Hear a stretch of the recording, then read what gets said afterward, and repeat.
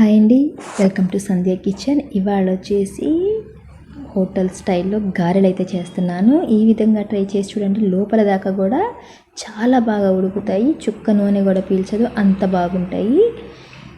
ముందుగా నేను ఈ కప్పుతో 2 కప్పుల దాకా మినప్పప్పు తీసుకుంటున్నాను. మినప్పప్పు తీసుకొని ఇవి నీళ్లు పోసి కడిగేసుకొని ఒక 5-6 గంటలు నానబెట్టేసుకోవాలి, లేదా 5 గంటలు లేదా 4 గంటలైనా నానబెట్టేసుకోవాలి. ఇలాగ నానబెట్టేసుకున్న తర్వాత నీళ్ళన్నీ వంచేసి కడిగేసుకోవాలి. ఇందులోకి ఒక 1/2 గ్లాస్ దాకా నీళ్లు వేసుకొని ఇవి గ్రైండర్లో వేసుకోవాలి. నీళ్ళతోనే వేసుకోవాలి. నీళ్ళే ఎక్కువ మనం ఒక్కొక్కసారి ఎక్కువ వేసుకోము. ఈ విధంగా గ్రైండర్లో నీళ్లు వేసుకొని పిండి అనేది మెత్తగా గ్రైండర్ పట్టుకోండి. ఇప్పుడు ఒక మిక్సీ జార్ తీసుకుందాము.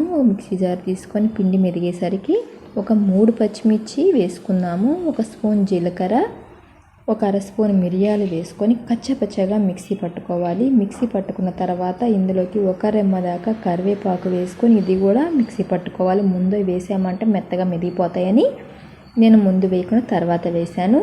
ఇది పక్కన పెట్టేసుకొని పిండి అనేది మెదిగిందో లేదో చూద్దాము. ఇంకొంచెం మెదగాలండి. ఇంకొక 5 నిమిషాలు పెట్టేసుకున్నామంటే మెదిగిపోతుంది. అయితే ఫ్రెండ్స్, నేను చేసే వీడియోస్ కనుక మీకు నచ్చినట్టయితే లైక్ చేయండి, సబ్స్క్రైబ్ చేయండి. ఫ్రెండ్స్, పిండి అనేది ఈ విధంగా మెరిగిపోయింది కదా. ఇప్పుడు ఒక గిన్నెలోకి అయితే తీసుకున్నాము. చూసారు కదా ఫ్లఫీగా ఎంత బాగా పొంగిందో పిండి కూడా.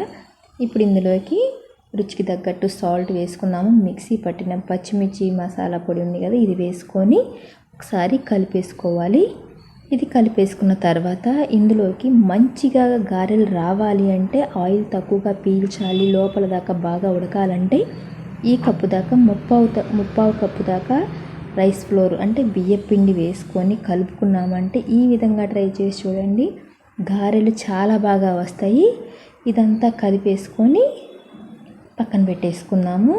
పిండి కూడా ఫ్లఫీగా ఉండేది కూడా కొద్దిగా అయిపోయింది. చూసారా, బియ్యం పిండి వేసుకోవటం వల్ల ఈ విధంగా అయిపోయి చక్కగా ఉడికిపోతాయి గారెలు కూడా.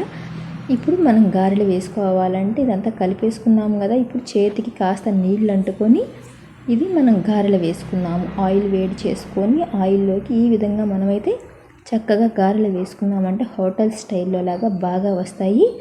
ఇలా ఒకదాని తర్వాత ప్రతి ఒక్క గారె వేసేటప్పుడు చేయి తడుపుకుంటూ ఉండాలి. అప్పుడే మనకు చేయికి అతుక్కోకుండా గారెలు కూడా బాగా వస్తాయి.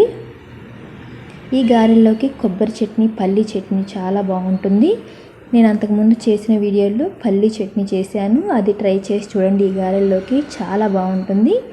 ఈ విధంగా అటు ఇటు తిప్పుకుంటా ఒకదాని తర్వాత ఒకటి వేయించుకుంటా, మనం హైలో పెట్టే వేయించుకోవచ్చు, మాడిపోయే అవకాశమే ఉండదు. ఇలాగ ఒకదాని తర్వాత ఒకటి వేసుకొని అటు ఇటు తిప్పుకుంటా వేయించుకున్నామంటే గారెలు బాగా వస్తాయి. చూసారు కదా ఎంత బాగా వచ్చాయో. ఆయిల్ కూడా తక్కువగా పీల్చింది, అస్సలు ఆయిలే లేదండి. ట్రై చేసి చూడండి. ఈ వీడియో కనుక మీకు నచ్చినట్టయితే లైక్ చేయండి, షేర్ చేయండి, కామెంట్ చేయండి, సబ్స్క్రైబ్ చేయటం మాత్రం మర్చిపోకండి.